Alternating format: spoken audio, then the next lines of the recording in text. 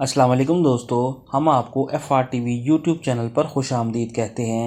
जो दोस्त इस चैनल पर नए हैं वो बराए मेहरबानी इस चैनल को सब्सक्राइब कर दें, इस वीडियो को लाइक कर दें, बेल आइकन को प्रेस कर दें ताकि आपको नई नई इन्फॉर्मेटिव वीडियोस मिल सकें। तो चलें दोस्तों, आज की वीडियो शुरू करते हैं। इस वीडियो में हम सिलसिला नक्शबंदिया के बहुत ही मोतबर और जय्यद आलिम दीन हज़रत सैयद मोहम्मद इस्माइल शाह बुखारी रहमतुल्लाह अलैह अल मारूफ हज़रत करमा वाले सरकार के बारे में और इनकी इस्लाम के लिए खिदमात का मुख्तसर ज़िक्र करते हैं।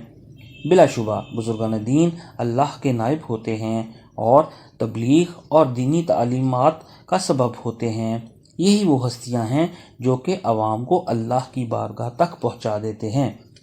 हज़रत करमा वाला सरकार का सिलसिला नस्ब सादात उच्च शरीफ हज़रत जलालुद्दीन सुर्ख बुखारी रहमतुल्लाह अलैह से मिलता है। आपके बावजदाद सिंध से सरजमीन पंजाब में आए और मुख्तलिफ़ औक़ात में मुख्तलिफ़ मुकामात पर सकूनत इख्तियार करते रहे। आपके बावजदाद 13वीं सदी के अवाइल में दरिया सतलुज के किनारे ज़िला फ़िरोज़पुर की हदूद में आकर आबाद हो गए। आपके वालिद बुजुर्गवार सैयद अली शाह अल मारूफ सैयद सिकंदर अली शाह ख़ानदानी वजाहत, नेकी और पाकबाजी की वजह से इलाके के लोगों में बहुत ही इज्जत की निगाह से देखे जाते थे। 13वीं सदी के आखिर में सैयद सिकंदर अली शाह रहमतुल्लाह अलैह के घर में वो आलम इस्लाम का दरख्शंदा सितारा पैदा हुआ जिसकी आलम इस्लाम के लिए बेशुमार खिदमात हैं। हज़रत करमा वाले सरकार मौजू करमू वाला ज़िला फ़िरोज़पुर में पैदा हुए। ये गांव दरिया सतलुज के बाएं किनारे के करीब टीलों में वाक़या है और शहर फ़िरोज़पुर से तकरीबन 15 मील मशरिक़ में है। आपका सन विलादत 1297 या 1298 हिजरी है और अगर ईस्वी की बात की जाए तो 1883 या 1884 बनता है।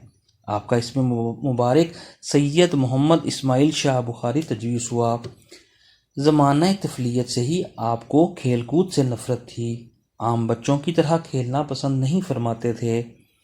आप अपने चचा हज़रत कुतुबुद्दीन शाह से ज़्यादा मानूस थे और ज़्यादा वक़्त इन्हीं के साथ गुजारते।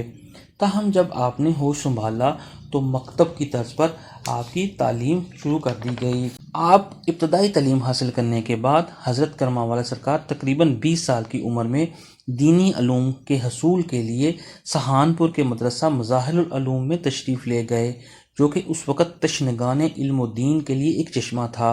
बवक़्त रुख़सत आपके चचा ने फरमाया, बरखुदार वो इल्म हासिल करके आना जिससे खल्क़े खुदा को नफ़ा पहुँचे, और जो इल्म खुश्क हो वो सिर्फ़ कीलो काल तक ही महदूद होता है।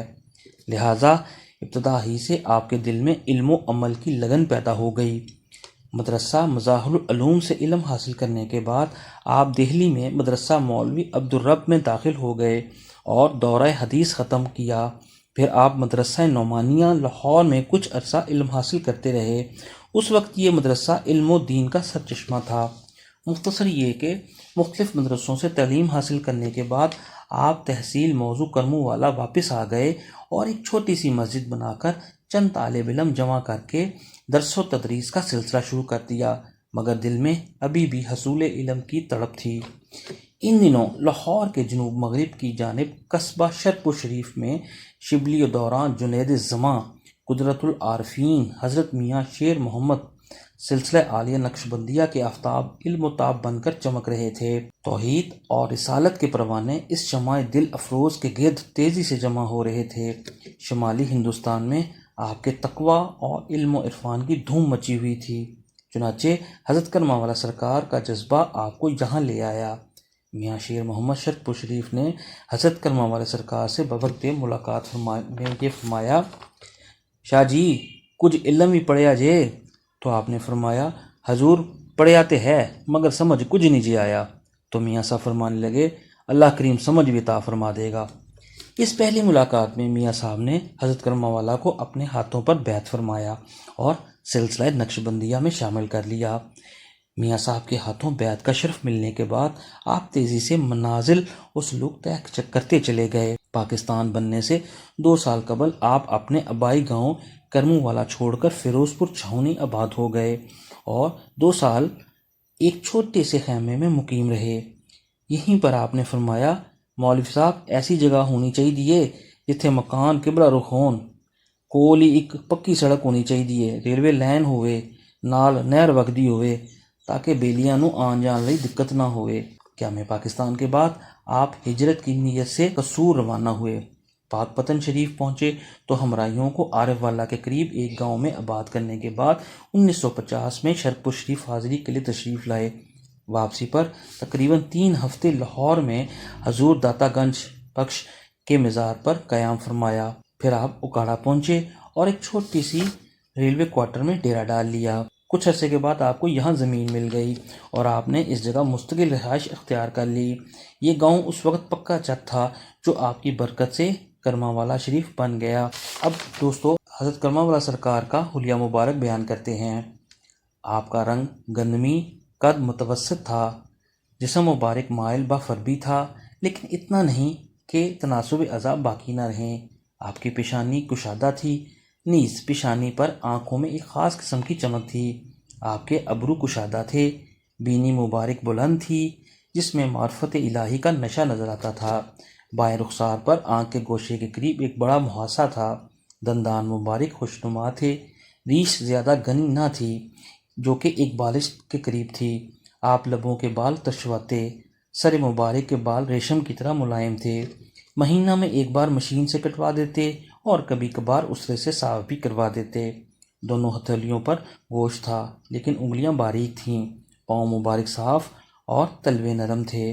आपके पसीना से खुशबू आती थी। आप सादा लिबास ज़ेब तन फरमाते, ज़्यादातर सफ़ेद होता लेकिन बाज़ुकात सूफियाना रंग का लिबास भी ज़ेब तन फरमा लिया करते, जो कि 5 गज़ लंबा सफ़ेद बारीक मलमल का अमामा शरीफ था जो आप इस्तेमाल फरमाते।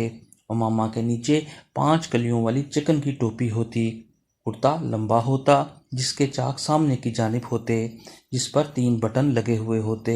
आस्तीन खुले थे। आप बंद कॉलर या बंद कुर्ता नहीं पहनते थे। सर्दियों में कुर्ते पर सदरी से बेतन फरमाते और अपने सर को टोपी से ढांप लिया करते। आप अपने सर पर अमामा शरीफ पहनते वक्त बिस्मिल्लाहिर्रहमानिर्रहीम पढ़ लिया करते। एक बड़ा सफ़ेद रुमाल हमेशा आपके हमरा होता। पाँव में जूता सादा होता जिसकी नोक नहीं होती थी। आप स्याह जूता पसंद नहीं फरमाते थे। आप सादा खुराक इस्तेमाल फरमाते। गंदम को छाने बगैर मोटी रोटी इस्तेमाल फरमाते। लंगर की दाल पसंद फरमाते और इसके साथ कटा हुआ प्याज और हरी मिर्च भी पसंद फरमाते। खाने से पहले हाथ ज़रूर धोते। सालन को रोटी पर नहीं रखते थे। आप कद्दू और करेला पसंद फरमाते। चाय से मुकम्मल इज्तनाब था लेकिन आप लस्सी को पसंद फरमाते। हर मौसम के फल खाना पसंद फरमाते। खाने के बाद हाथ धो लिया करते। आप इबादत के बेहद शौकीन थे। तहज्जुद के 12 नफल 2 रकत करके अदा फरमाते। दुरूद शरीफ लकड़ी की तस्बीह के दानों पर अदा फरमाते। तवील सजूद अदा फरमाते। अजान का जवाब ज़रूर देते। फजर के बाद दुआ को मुख्तसर मांगते और फिर फ़ौरन बेलियों से मिलकर दुरूद शरीफ की बुलंद आवाज़ में महफिल सजाते। फिर सफ़ेद चादरें बिछाकर बेलियों के साथ शुमारों पर दुरूद शरीफ की महफिल होती। गर्मियों में कैलुला फरमाते। रमज़ान का बहुत ही अकीदत से इंतज़ार फरमाते और माह रमज़ान को बहुत अकीदत व एहतराम से मनाते। तो दोस्तों अब हम हज़रत करमावाला सरकार की कुछ करामात का भी ज़िक्र करते हैं। मियाँ अली मोहम्मद मरहूम मौज़ा सुल्तान ख़ान बयान फरमाते हैं कि मेरे दिल में एक मरतबा ये ख़याल आया कि अगर किसी वलीउल्लाह की पुश्त के पीछे दुरूद शरीफ पढ़ा जाए तो उसको फ़ौरन पता चल जाता है। चुनांचे मैंने एक मौका पर आपकी पुश्त के पीछे होकर दुरूद पाक पढ़ना शुरू कर दिया। आप फ़ौरन मुँह फेर कर मेरी तरफ मुतवज्जा हुए और फरमाया, अली मोहम्मद, दुरूद पाक पढ़ने का बेहतरीन तरीका ये है कि बावजू किबला रुख दोजानों बैठ कर पढ़ा जाए और किसी की पुश्त के पीछे दुरूद शरीफ नहीं पढ़ना चाहिए। इसी तरह एक साहब का बयान है कि करमूवाला शरीफ के एक ज़िम्मेदार बेला नामी ने आपके ख़िलाफ़ अराज़ी के मुतल्लिक एक दावा दायर कर दिया। अफसर माल फ़िरोज़पुर की अदालत में दायर हुआ था। इस ज़िम्मेदार ने कई किस्म की चालें चलीं ताकि मुकदमा जीत जाए, लेकिन सब चालें नाकाम हो गईं। आखिरकार जब फ़ैसला की तारीख आई तो आपने 4 बजे शाम अपने अहबाब से बरमला फरमा दिया कि बेलियो मुकदमे का फ़ैसला साढ़े हक च हो गया जे। اسی وقت فیروزپور میں افسر مال نے مقدمے کا فیصلہ سنایا۔ دوسرے دن جب صوفی نور عالم مقدمہ کے فیصلے کی خبر لے کر آئے تو ان کی زبانی معلوم ہوا کہ افسر مال نے ٹھیک 4 بجے ہی فیصلہ سنایا تھا۔ کرموں والا ضلع فیروزپور سے تھوڑے فاصلے پر ایک گاؤں کادا بوڑا واقع ہے۔ اس گاؤں میں جو کنواں کھودا جاتا تھا اس کا پانی کھارا ہوتا تھا۔ وہاں کی عورتیں دوسرے گاؤں سلطان خان والا سے بڑی مشقت کے ساتھ پانی لایا کرتی تھیں۔ ایک دن آپ موضوع سلطان خان والا تشریف لے گئے تو کادا بوڑا کی بہت سی عورتیں آپ کے گرد جمع ہو گئیں اور سب نے مل کر عاجزی سے التجا کی کہ ہم تو سروں پر اتنی دور سے پانی ڈھوتے ڈھوتے تھک جاتے ہیں، ہمارے حال پر رحم فرمائیں اور ہمیں ٹھنڈے میٹھے پانی کا کنواں عطا فرمائیں۔ بعد میں حضرت صاحب کادا بوڑا تشریف لے گئے اور وہاں ایک تالاب کے کنارے کھڑے ہو کر فرمایا، اس جگہ کنواں کھودو، اللہ کریم میٹھا پانی دے گا۔ چنانچہ گاؤں کے لوگوں نے جب کنواں کھودا تو وہ واقعی پانی نہایت مزیدار، میٹھا اور خوش ذائقہ تھا۔ اسی طرح ایک اور واقعہ ہے کہ کرموں والا شریف ضلع فیروزپور میں ایک دن آپ محفل سجائے بیٹھے تھے۔ ایک صاحب خوش الحانی سے شاہ نامہ اسلام پڑھ رہے تھے۔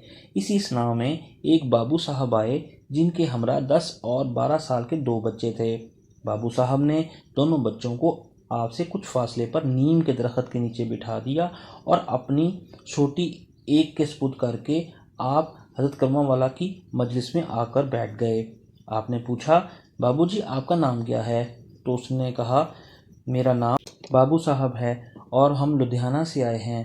آپ نے فرمایا، کس طرح آئے ہو؟ اس نے جواب دیا، حضور یہ میرے 2 بیٹے ہیں جنہیں ہم نے نیم کے درخت کے نیچے بٹھایا ہے، یہ دونوں گونگے ہیں۔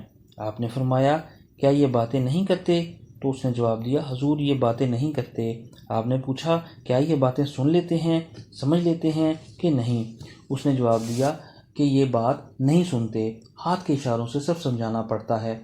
تو آپ نے فرمایا، بابو جی ایک صرف گونگے ہوتے ہیں، ایک گونگے اور بہرے ہوتے ہیں، تو یہ گونگے بھی ہیں اور بہرے بھی۔ یہ بات سن کر بابو صاحب گھبرا گئے اور ان کو پسینہ آ گیا۔ آپ نے فرمایا، بابو جی گھبراؤ نہیں، اللہ رحم کر دے گا۔ اس کے بعد آپ حضرت کرمہ والا نے پھر نعت خواں کو اشارہ کیا اور آپ شاہ نامہ اسلام سننے لگے۔ حضور کبھی کبھی بچوں کی جانب نظر ڈالتے اور اس کے باپ کو تسلی بھی دے دیتے کہ گھبراؤ نہیں، اللہ رحم کر دے گا۔ لیکن بابو صاحب کی گھبراہٹ اور پریشانی بڑھتی جا رہی تھی۔ اتنے میں نیم کے نیچے بیٹھے دونوں لڑکے ایک دوسرے سے سوٹی چھیننے اور زور زمائی کرنے لگے۔ پھر وہ اونچی آواز میں اپنے باپ کو ابا ابا کہہ کر پکارنے لگے۔ ایک کہہ رہا تھا، ابا یہ سوٹی میری ہے، دوسرا کہہ رہا تھا، ابا یہ سوٹی میری ہے، یہ میرے سپرد ہوئی ہے۔ یہ سن کر حضرت کرمہ والا سرکار مسکرائے اور ہنس کر فرمایا، بابو جی دیکھو یہ تو بول رہے ہیں، آپ یوں ہی کہہ رہے تھے، نہ یہ بولتے ہیں نہ یہ سنتے ہیں۔ تو باپ خوشی سے باچیں کھلانے لگا، بچوں کو خدمت میں پیش کیا۔ آپ نے شفقت سے ان کے سروں پر ہاتھ پھیرا۔ بابو جی نے بچوں کو لے کر شاد شاد روانہ ہو گیا۔ اس طرح بے شمار حضور کے قصے ہیں جو کہ بیان کرتے جائیں اور سنتے جائیں۔ تو دوستو اب آپ کے وصال کا ذکر کرتے ہیں۔ حضرت کرمہ والا سرکار کا وصال 27 رمضان المبارک 1358 ہجری میں ہوا۔ آپ کا مزار آج بھی نور کا منبع ہے جو دور سے نظر آتا ہے، جہاں عوام جوق در جوق اپنی روحانی اور دنیاوی تسکین کے لیے حاضر ہوتے ہیں۔ اللہ پاک ہم سب کو